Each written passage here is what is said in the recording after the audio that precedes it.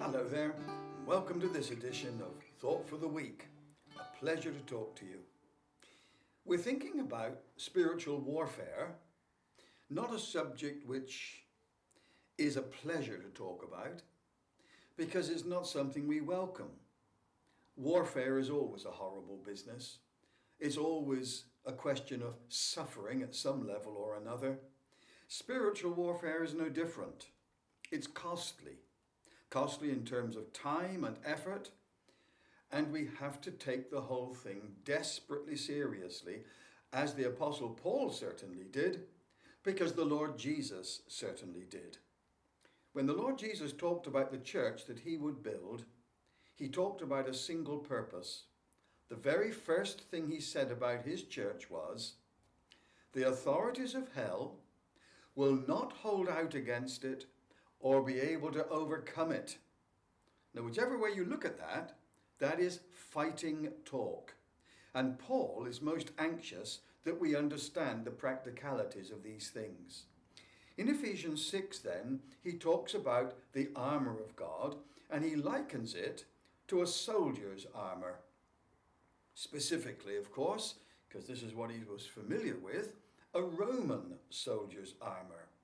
And the first thing he mentions in Ephesians chapter 6 and verse 14 is the belt of truth. He says, "Stand firm then." See, this is all defensive. If we're going to stand firm and not be knocked down, he says, "Stand firm with the belt of truth buckled around your waist." If you've ever seen a photograph of an actor in a Roman costume, a Roman soldier's costume, then you'll notice that there is a leather girdle around his waist, which covers his loins. This was a thing not unlike my grandma's old corset. Some of you will remember those, made of whalebone, foundation garments into which other things fitted. And when my grandma had her corset on, she felt ready for anything. Well, a Roman soldier's corset was not quite like that.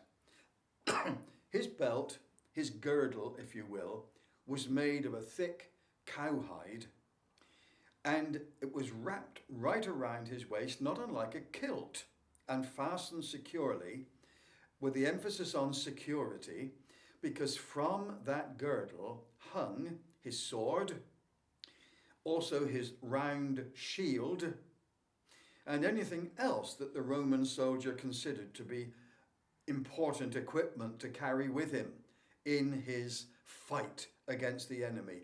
So the girdle was a very basic piece of kit.